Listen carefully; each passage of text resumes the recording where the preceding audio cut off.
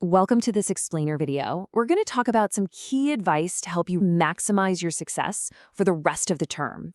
The idea here is to give you some solid, practical strategies so you can finish strong. Let's get right into it. You've already submitted some work, and now is the perfect time to fine-tune your approach. So let's really think about this question. How can you take everything you've learned so far and make these last few weeks your absolute best? So where do we even begin? Well, our first piece of advice is all about using the tools that are already right in front of you. Your university gives you so much information to help you succeed. The first step is just recognizing it and then, of course, putting it to work for you.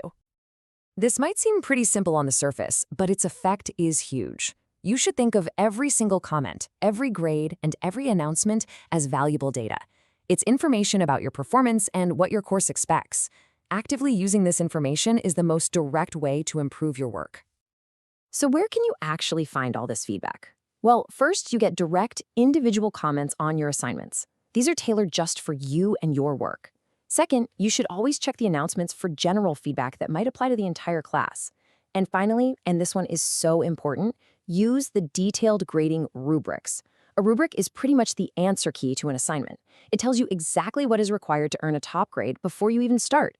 All right, our next point builds right on top of that last one.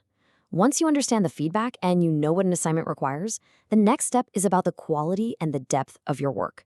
This is all about how you engage with the course material. This second piece of advice is a big one. It's about making the move from just repeating information to really truly understanding it. That hard work it mentions, that's the process of thinking for yourself, of connecting ideas and forming your own analysis. This is what separates good work from great work. This chart here shows the difference so clearly. On the left, summarizing and listing facts shows that you did the reading. But on the right, assessing and analyzing shows you understand the material. You're working with the ideas. You're not just reporting them. For example, instead of just listing the dates of historical events, you would analyze why those events happened in that order and what the consequences were. The real goal is to get your work from that left column over to the right. Now, beyond the feedback on your specific assignments, our university provides a whole network of support.